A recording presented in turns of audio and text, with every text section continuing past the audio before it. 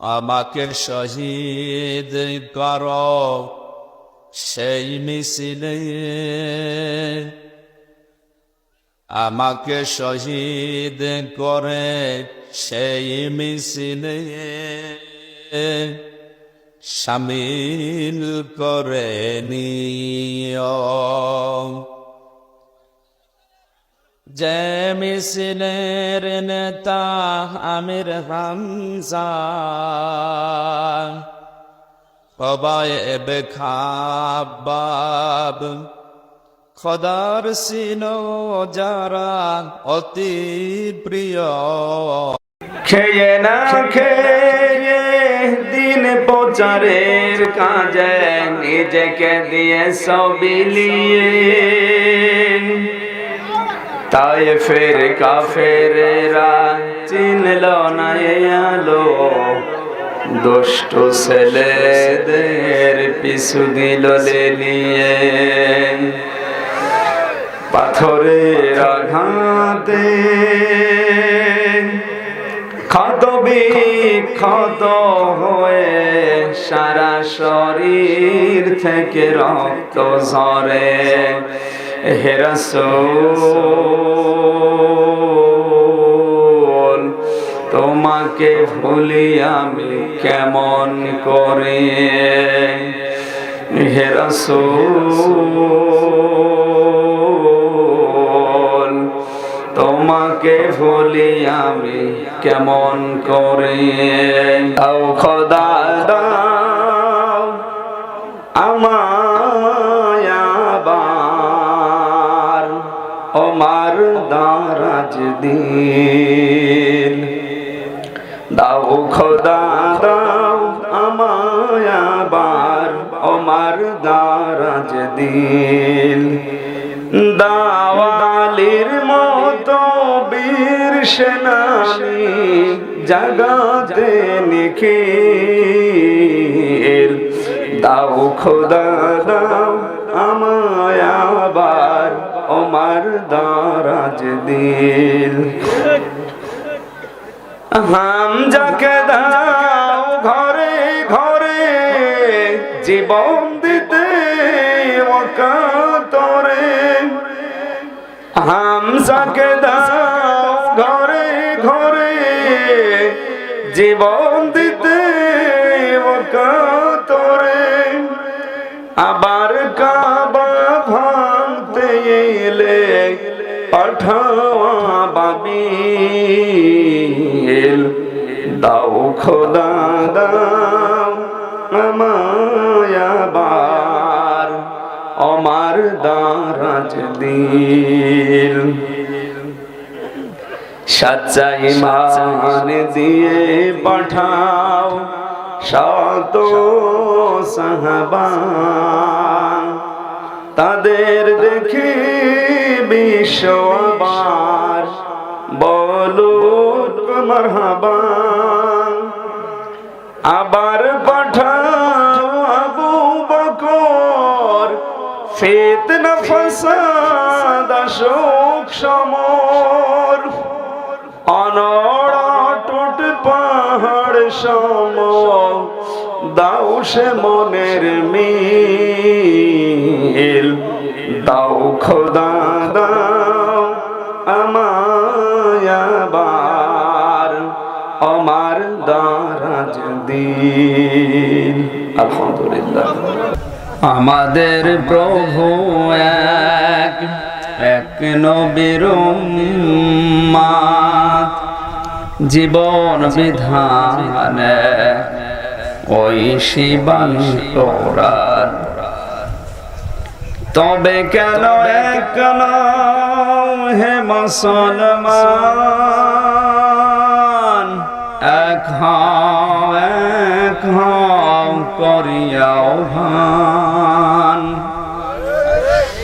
আমাদের প্রভু এক, এক নবীর উম্মত, জীবন বিধান ওই শিবানী কোরআন। তবে কেন এক হে মুসলমান,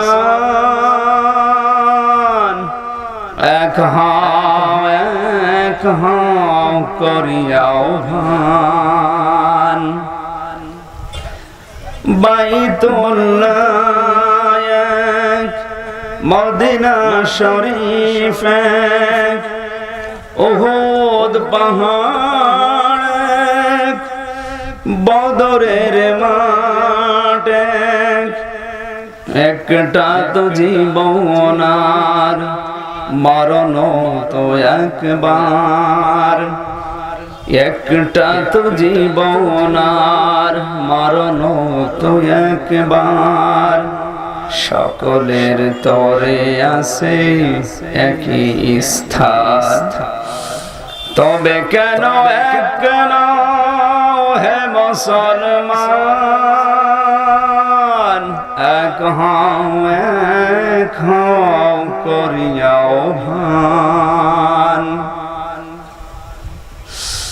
হাসরের মাঠ এক মিজানের মাপ এক লৌহে মাহফুজ এক পুলসিরাত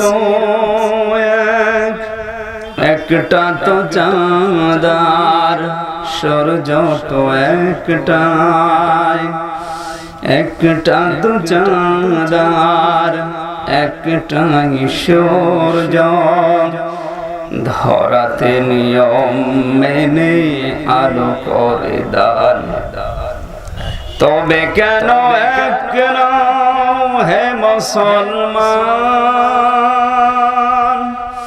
এক হও করিয়াও ভান আমাদের প্রভু এক নবীর উম্মত জীবন বিধান ঐশী বাণী কোরআন তবে কেন কেন হে মুসলমান এক হও করিয়াও ভান আলহামদুলিল্লাহ খেয়ে না খেয়ে দিন প্রচারের কাজে নিজেকে দিয়ে সবিলিয়ে তাই ফের কাফেরেরা চিনল না আলো দুষ্ট ছেলেদের পিছু দিল নিয়ে পাথরের আঘাতে ক্ষত বিক্ষত হয়ে সারা শরীর থেকে রক্ত ঝরে হে রাসূল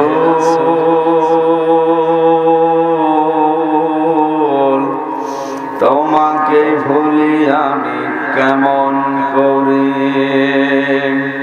আলহামদুলিল্লাহ পৃথিবীতে কেউ স্থায়ী হয় না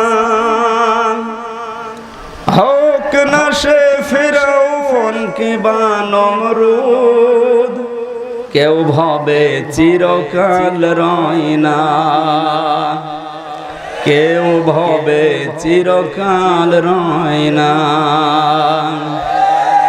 আলহামদুলিল্লাহ কত ব্যথা কত ভাবে সয়েছ যে তুমি তোমারি খুনে লাল তায়েফের ভূমি ফেরেশতা এসে যায় ধ্বংসের হুকুম লৌহ মাখা মুহাম্মদ প্রাণেতে হাসরা হে আল্লাহ ক্ষমা করো এ তায়েফবাসীর এরা বসেনি তো আমি যে মুহাম্মদ হৃদয়ে মুহাম্মদ আল্লাহুম্মা সাল্লি আলা পৃথিবী না জানুক আমি তো জানি আমি কি পাপ করেছি হায় পৃথিবী না জানুক আমি তো জানি আমি কি পাপ করেছি হায় আমার পাপের করলে বিচার বাঁচার আমার নাই উপায় দয়াময় তুমি মাফ করো আমায় মাফ করো আমায় আলহামদুলিল্লাহ রাসূল আমার ভালোবাসা রাসূল আমার ভালোবাসা রাসূল আমার প্রেম বিরহের মূল আলোচনা রাসূল আমার কাজে কর্মের অনুপ্রেরণা আলহামদুলিল্লাহ পৃথিবী না জানো আমি তো জানি আমি কি পাপ করেছি হায় পৃথিবী না জানো আমি তো জানি আমি কি পাপ করেছি হায় আমার পাপের করলে বিচার বাঁচার আমার নাই উপায় দয়াময় তুমি মাফ করো আমায় মাফ করো আমায় আলহামদুলিল্লাহ আমাদের প্রভু এক নবীর উম্মত জীবন বিধান ওই শিবানী পৌরাণ তবে কেন একজন হে মুসলমান এক করিয়াও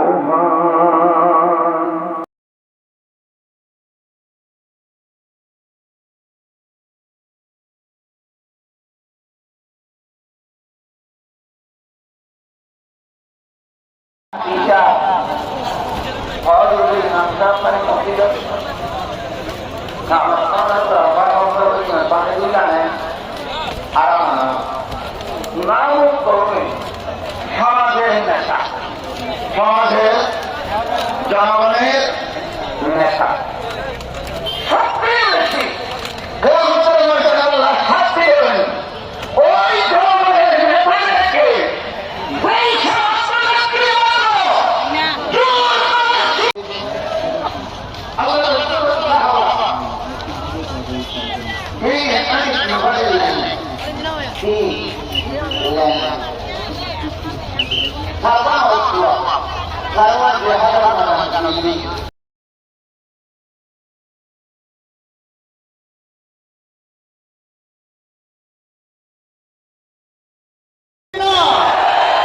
আমার ভাইরা ইতিহাস সত্য হয় ইতিহাস জবাব দিয়ে দেয় যে ব্যক্তি করোনার অজুহাতে মুসলমানদের মসজিদের সংখ্যা সর্বোচ্চ যাওয়ার আয়োজন করেছিল আমরা দেখতে পেলাম করোনার হাতে ওই ব্যক্তি আগে ধরা খেয়ে বিদায় নিয়ে চলে গেল করোনার মালিককে আল্লাহ বিশ্বনন্দিত মুফাসসিরে কোরআন কোরআনের ময়না পাখির জন্য যে ব্যক্তি ফাঁসির রায় লিখলো রায়টা প্রকাশ হওয়ার পরে আর আফসোস করে বলে হারে ফাঁসির রায় লিখলাম প্রকাশ হলো ফাঁসিটা দেখতে পেলাম না আল্লাহ পাক বলেন আমি তোমাকে দেখাবো থামো দেরি করো না একটু থামো মুহাম্মদ রাসূলুল্লাহ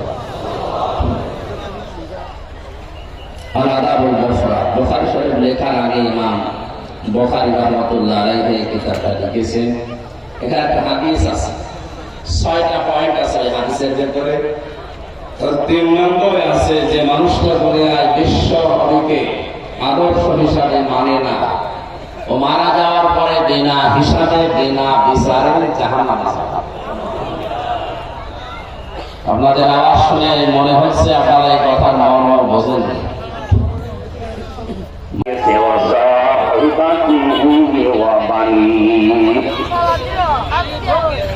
কিয়ামতের সাক্ষী সঙ্গী সন্তানাদি পর্যন্ত মানুষ মুক্তিপণ হিসাবে দিতে চাইবে।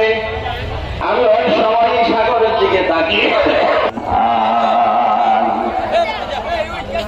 সুতরাং আমাদের কোনো আফসোস নেই। দুনিয়া সব হারিয়ে ফেললেও আমরা বিশ্ব নদীকে আদর্শ থেকে হারাতে পারি না। কপাল ঘোরা যেগুলো বামপন্থী বলে পরিচয় দেয় এগুলো কুকুরের চাইতে খারাপ। তোর আদর্শ যদি বিশ্ব নদী না হয়, দুনিয়ায় যাকে মেনে তুমি আদর্শ হিসাবে চলতে চাও ওটা নবীজির মুরসালিন। আপনি সাধারণ মানুষের নেতা না, নবীদেরও আপনি নেতা। বিশ্ব নদীকে পড়া কোরআনে আল্লাহ 7টা নাম ধরে ডাক দিয়েছেন, বিশেষ করে ইয়াসিন, তাহা, আব্দুল্লাহ, মুহাম্মদ, আহমদ, মুজাম্মিল, মুদাসসির, বাকি নাযিরা ওয়া বাশীরা, সিরাজান মুনীরা, আর বিভিন্ন নাম আছে। কিন্তু এই 7টা নামই স্পেশাল ভাবে ডাক দিয়েছেন। আর 7টা নামের পরে আল্লাহ তাকে কিছু না কিছু নির্দেশ দিয়েছেন। জোরে বলুন সুবহানাল্লাহ। আজকের এই ময়দান থেকে আমরা সিদ্ধান্ত নিয়ে যাব, যতদিন আছি বিশ্ব নবী বাদ দিয়ে কাউকে আমরা আদর্শ মানি না। লিল্লাহি তাকবীর। আমার নেতা তোমার নেতা।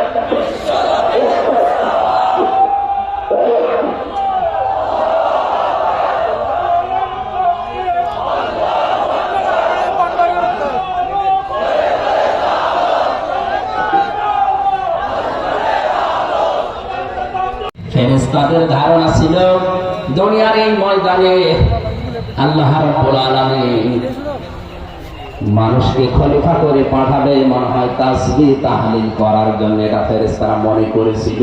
কিন্তু কেন পাঠাবে এটা এখনো আল্লাহ বলেন নাই, এজন্য ফেরেশতারা জানেও না। আল্লাহ খলিফা কেন পাঠাবে এটা এখন পর্যন্ত তিনি প্রকাশ করেননি। বলেন প্রকাশ কেন পাঠাবে, আর আমরা সেই খলিফার অন্তর্ভুক্ত, কি আমাদের দায়িত্ব, কি কাজ? আল্লাহ পাক ফেরেশতাদের এই কথা পর্যন্ত শোনার পরে বললেন না, তোমরা যা ধারণা করছো যে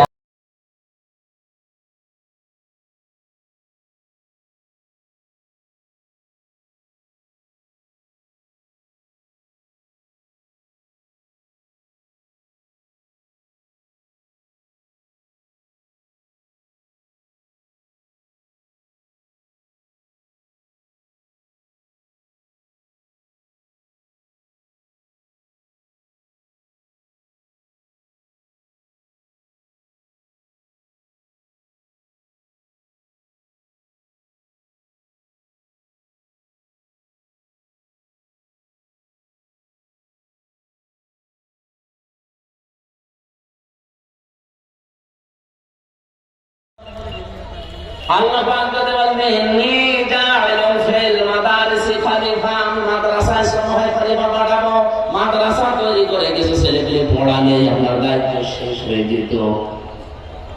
আল্লাহ তাআলা বলেন ইন্নী জাইলুন ফিল বাইতি খলিফা, ঘরে ঘরে খলিফা পাঠাবো না। আল্লাহ এমন জায়গার নাম দিয়েছে ইন্নী, বিচারপতিকে ডাক দিয়ে, কাজীকে ডাক দিয়ে বললেন বিচার শুরু করো।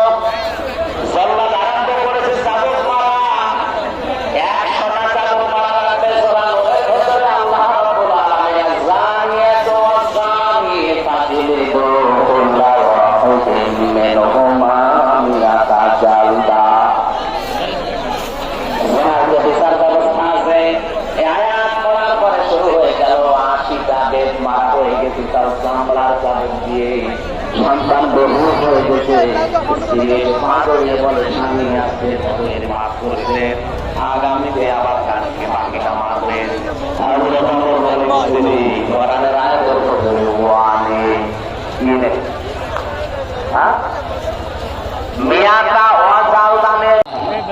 আল্লামা ফখরুদ্দীন রাজি রহমাতুল্লাহ আলাইহি তাফসীরে কাবীর, এখানে আমি জেলখানায় থাকতে কয়েকটা তাফসীর পেয়েছিলাম, ফি জিলালিল কোরআন, তাফহিমুল কোরআন, মারিফুল কোরআন, আরে কাবীর। ফখরুদ্দীন রাজি ইয়াসিন শব্দটার ব্যাখ্যা করতে গিয়ে তিনি জানিয়েছেন ইয়াসিন ওয়াল কোরআনিল হাকীম।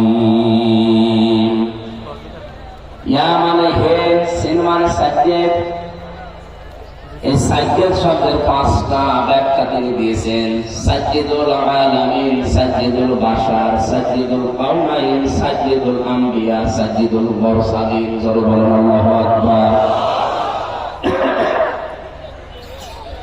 এই দুনিয়ার ময়দানে শুধুমাত্র না, আল্লাহর যত সৃষ্টি আছে বিশ্ব নবীর নবুয়ত পাওয়ার পর দিন থেকে কিয়ামত পর্যন্ত কর্ম বলে আমরা মনে করি। সম্মানিত ভাইরা, মওলানা আমির হামজা হুজুর আমাদের একদম কাছে এসে গেছে। সম্মানিত ভাইরা, এ পর্যায়ে আমাদের অতিথিবৃন্দের বক্তব্যের কোনো পালা এখানে নাই। আমাদের ফেসবুক গ্রুপে অনেকে আমাকে নক করেছেন, কমিটির ভাইদেরকে বলেছেন বক্তাদের আগে অতিথিদের বক্তব্য যাতে দীর্ঘায়িত না করে মানুষদেরকে অতিষ্ঠ করা না হয়, আমরা আপনাদের পরিমাণগত কথা রক্ষা করার জন্য প্রতিভাবে চেষ্টা করতেছি। ভাইয়েরা আমার, সম্মানিত ভাইয়েরা, তারপরেও মাহফিল এমনি চলে না, কারো সহযোগিতা, অর্থনৈতিক সহযোগিতার মাধ্যমে